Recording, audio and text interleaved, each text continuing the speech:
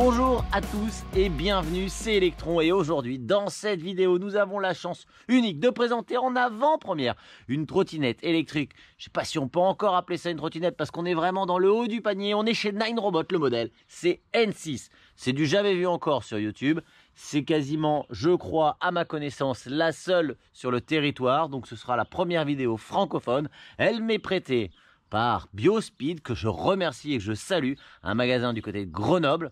Ils ont aussi un site internet, bien entendu, le lien, il est comme d'habitude en description. Mais avant de commencer cette vidéo, moi j'ai une chose très importante à vous demander.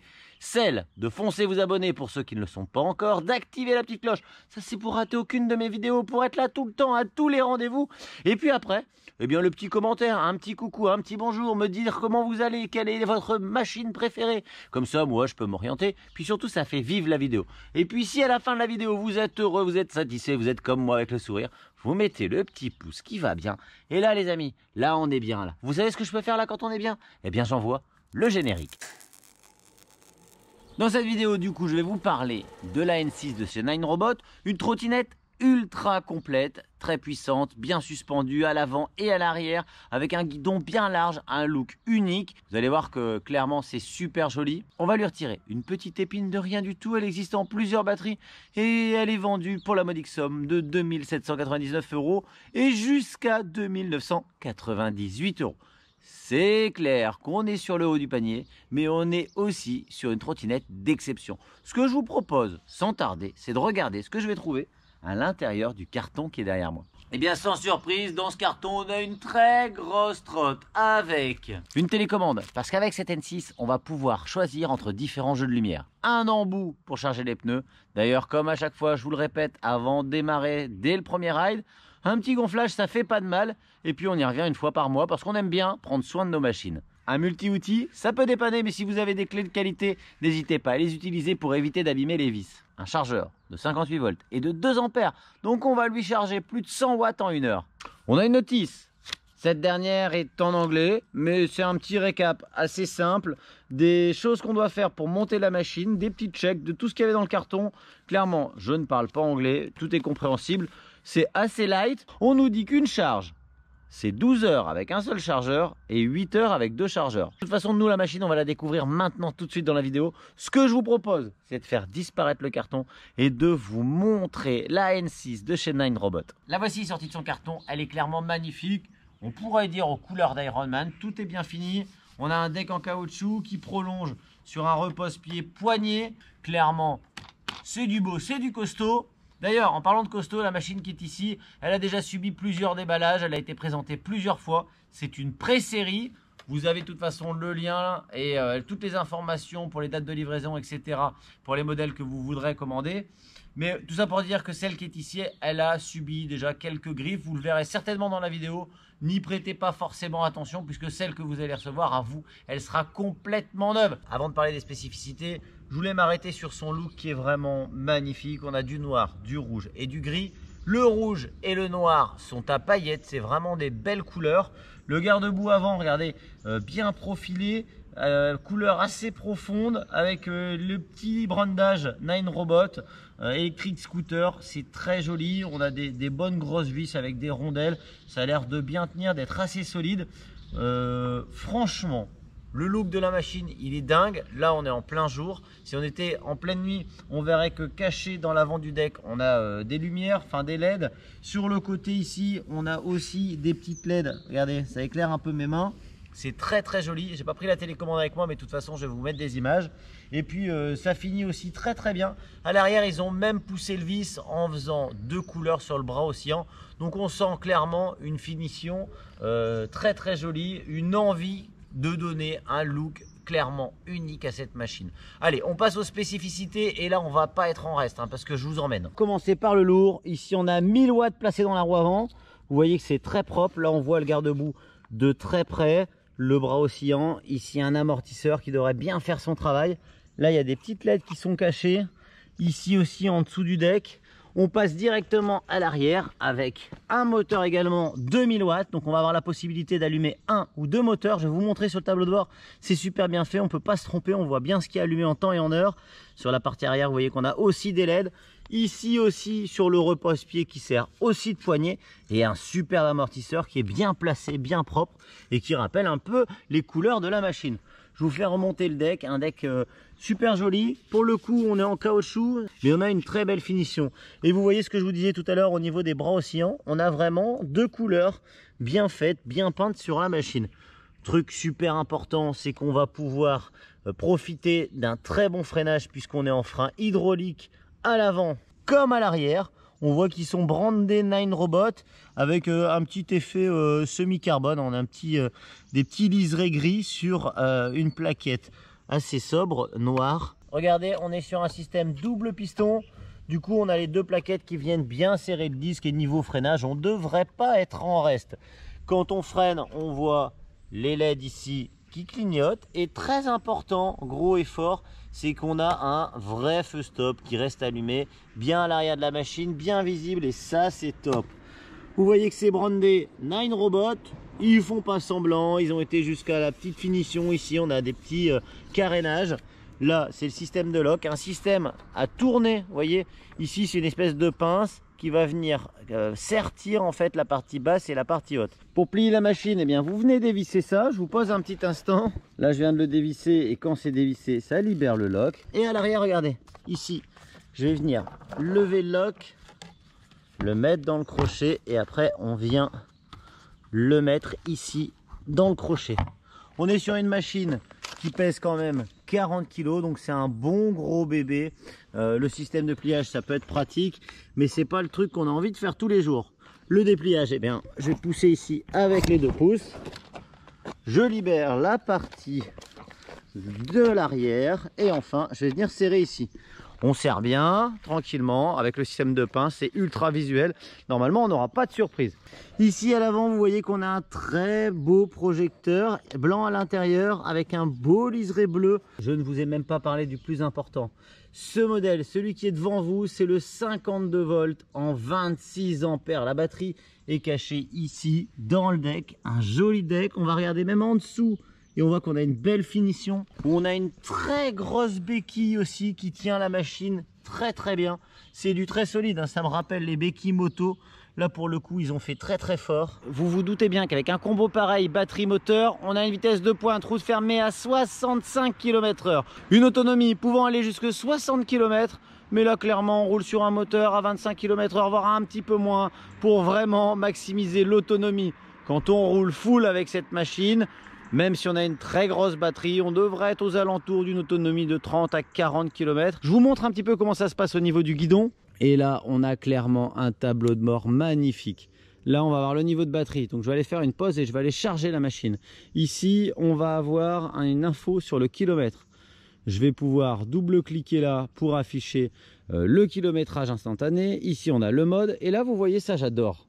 On n'a que le moteur arrière allumé. Quand je veux allumer les 2 moteurs, je viens cliquer ici sur ce bouton là et là je sais que je suis en double moteur. On n'a plus de doute possible. Ça c'est l'allumage et l'extinction des lumières, c'est pareil, c'est très bien fait. On off tout simplement. Là on a les clignotants et clairement les clignotants ils sont super visibles. Là on va pouvoir activer des petites LED. Un beeper de klaxon. Là je reviens sur le système de freinage. Je vous disais qu'il était brandé Nine Robot au niveau des étriers. Bien, il est brandé ici Nine Robot également. On a un système où on sent bien qu'on a une très bonne réactivité. On va même pouvoir aller chercher le petit réglage au niveau des leviers pour choisir leur profondeur. Donc ça c'est top, hein. C'est un bon petit système. Il est pareil de l'autre côté, vous voyez, hein. Donc à l'arrière et à l'avant c'est identique. On a un système d'accélérateur par gâchette. Donc là si je mets un coup de gâchette, eh bien elle s'en va. Et aussi on a la petite clé. Petite clé qui fait également office d'indicateur de voltage. L'allumage, ça se passe ici. Regardez. Le changement de mode, eh bien, ça va se passer ici avec un seul clic sur M. On va choisir 1, 2, 3. C'est magnifique, c'est très beau. Ici, je vous ai pas dit, mais on a encore de la LED sur la potence à l'avant. Très joli. Et puis, je vous montre aussi là, au niveau de l'avant. Je vous parlais tout à l'heure des petites LED.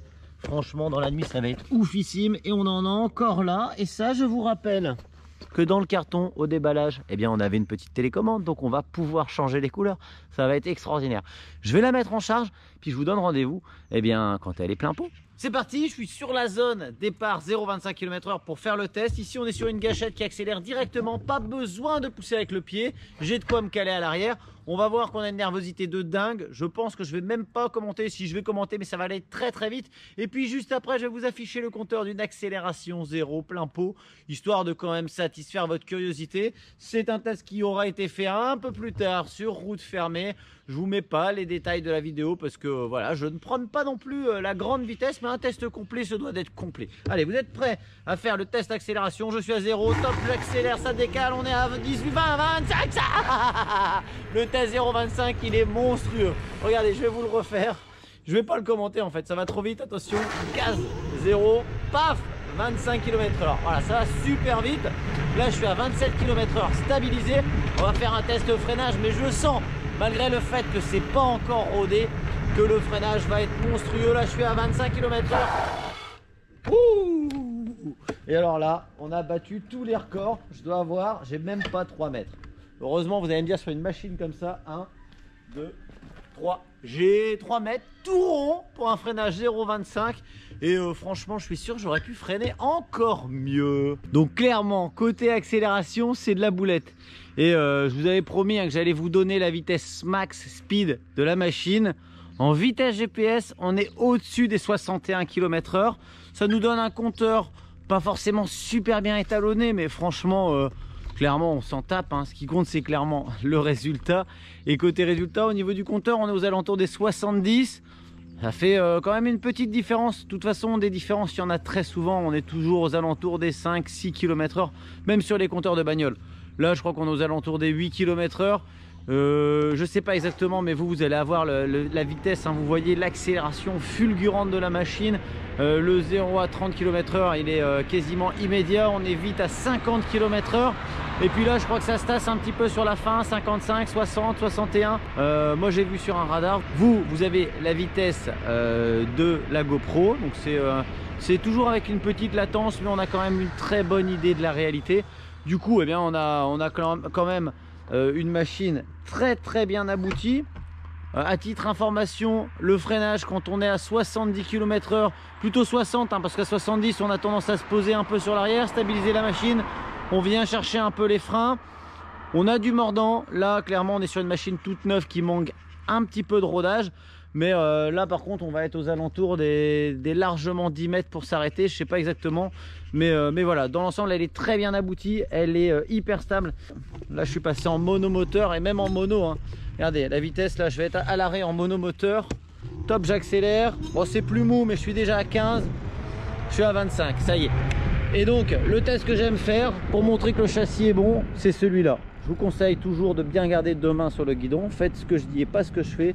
Mais quand on est capable sur une machine d'avoir la possibilité de lâcher un peu le guidon, c'est que le châssis il est bien abouti. Et pour vous parler du châssis, on est clairement sur un truc topissime. Il n'est pas souple, on n'est pas sur un bateau. Par contre il est super réactif, on est sur un châssis qui va pouvoir faire du hors-piste, mais alors qui montre tout son potentiel sur la route. Les bordures, les trottoirs, les pavés, franchement cette trottinette est prête à tout surmonter. Regardez le deck comme il est immense, je choisis du 42, limite on pourrait monter à 2. On peut choisir vraiment où on veut mettre ses pieds sans aucun problème. J'avais un petit peu peur quand j'ai vu ce crochet en plein milieu du deck, et finalement en fait il n'est pas gênant puisque j'ai le pied ici et le reste du pied sur l'arrière ici au niveau du repose-pied. Vous voyez que j'ai déjà bien sali. Au niveau des projections roue arrière, peut-être qu'il manque 3 cm, mais regardez la peinture comme elle est belle. Je ne sais pas si vous voyez la profondeur du rouge malgré que c'est du plastique. Hein. Il y a des pièces en plastique, il y a des pièces en aluminium. Il y a un beau mélange, c'est vraiment bien foutu. Hein. Franchement, c'est topissime. Je vous ai pas dit, mais ça coulait tellement de sources. On est sur des pneus en 10 par 3 avec une structure typée tout terrain. Ça doit être sympa aussi de monter cette machine avec des pneus route. Le spot ici il est bien puissant. On a une colonne où il n'y a pas de jeu du tout. Pareil ici au niveau du guidon, assez large, légèrement corné, il n'y a pas de jeu. On a des poignées semi-ergonomiques. Tout ce qui est bouton, tout ça, c'est vraiment bien fait. Le compteur, il est très joli. Il y a un petit peu de couleur, il y a un petit peu de tout ce qu'il faut. Bon, et bien voilà. Clairement, un gros délire sur cette machine. Elle est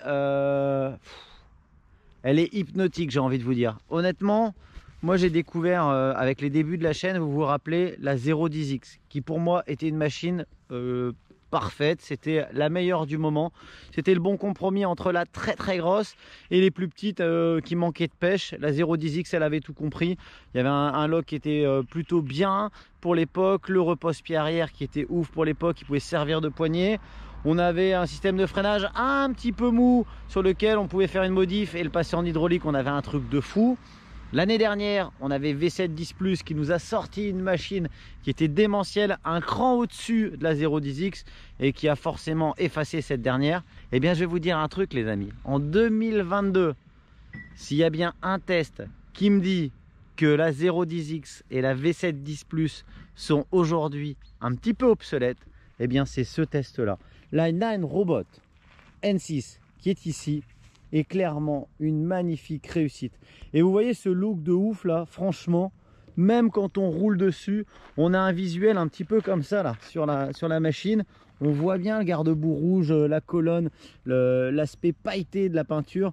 Eh bien, on se rend compte qu'on est en train de rouler sur une machine phénoménale. Ça, la partie cycle, plus les moteurs combinés à son look, le plaisir qu'on peut avoir à son guidon, franchement, on sent bien qu'on est sur le must du must. Bien sûr, on est sur un bilan, donc je vais essayer de vous trouver quand même quelques petits points négatifs. Mais vous avez compris, hein, j'ai un crush pour cette N6. Je la trouve splendide et j'ai adoré vous la présenter. Alors, on va commencer par des points négatifs. Garde-boue, je pense qu'il manque 2 cm. On cherche la petite bête, hein, on est d'accord. Moi, si j'avais une machine aussi jolie, je suis pas certain que je la sortirais sous la pluie, mais quand même, avec un garde-boue 2-3 cm plus loin, je serais certain de ne pas avoir de projection. Le système de lock, c'est à double tranchant. C'est bien parce que sur chaque serrage, à chaque fois qu'on le referme, on est sûr de bien avoir clipsé. C'est même pas clipsé, hein, c'est presque serti la partie basse et la partie haute. Cependant, voilà, la manipulation elle est un peu longue, faut desserrer, faut resserrer. Par contre, là où c'est moyen, ici il faut aller chercher le lock, c'est pas forcément automatique, on a l'habitude des locks automatiques. Et puis vous savez quoi les amis, bah, pour les critiques, c'est fini. Ce que j'ai adoré, c'est sa puissance, le compteur assez large, super visible, la gâchette qui a une bonne sensibilité, les poignées semi-ergonomiques, le freinage hydraulique qui est ultra puissant, son look monumental. C'est peut-être des gadgets pour certains, mais franchement, vous savez, Dualtron, on est dans l'ultra LED. Là, il y a juste quelques LED à droite, à gauche. Du coup, c'est pas trop peu, on est bien visible et puis on peut choisir un petit peu les couleurs qu'on veut. Là, vous voyez, même sous le soleil, on arrive à voir que ici, on a le changement de couleur à l'avant au niveau du deck. En vrai, on a le même qui va être lumineux ici, là en dessous, qui va changer de couleur aussi. Ça va être pareil et là. Et du coup, voilà, ça donne une petite lumière d'ambiance. Dans tous les cas, on a la télécommande. Si ça vous plaît pas, vous pouvez couper ça sans aucun souci ou bien le laisser fixe en rouge ou en blanc. Et ça, c'est plutôt cool. J'aime énormément la couleur. Franchement, j'ai envie de dire l'Iron couleur lui va à ravir. Ça donne envie d'acheter un casque avec les mêmes coloris tellement c'est beau. Et l'autonomie, elle va être extrêmement bonne, mais elle va dépendre franchement de votre utilisation. On est sur une machine en 2 roues motrices, donc ça va dépendre si vous roulez avec 1 ou 2 roues motrices. Moi personnellement, dans les conditions difficiles, quand il fait très chaud ou très froid, je vous conseille de rouler toujours en duo. Ça va éviter de tirer trop de jus sur un seul moteur ou sur un seul contrôleur, et du coup ça va les reposer tous les deux. Toujours est-il que si on utilise la machine vraiment dans ses capacités maximum en 2 roues motrices, qu'on est très lourd, on va être entre, ils annoncent 30, franchement on va être plutôt, moi j'ai fait 40 km en mode plutôt hard, pas bridé, pas toujours à fond, il y avait des redémarrages, il y avait des parties plus lentes. Mais voilà, le minimum que vous allez faire, on va être aux alentours des 35 km. Donc c'est pas mal du tout. Et ça veut dire que si vous roulez un peu plus cool, voire en moteur, vos records de distance vont être aux alentours des 60 km, peut-être même un petit peu plus en roulant vraiment éco.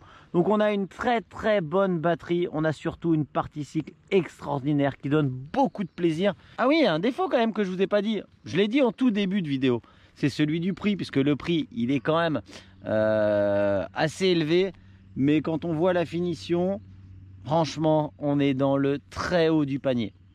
Donc toujours est-il que si vous craquez pour cette machine, le lien d'ailleurs Biospeed il est en description, vous aurez accès du coup aux produits de chez Biospeed. Il y a cette machine qui est extraordinaire, il y a d'autres machines chez eux, il y a du skateboard, il y a pas mal de trucs. J'ai un très bon feeling avec ce shop, on a échangé pas mal.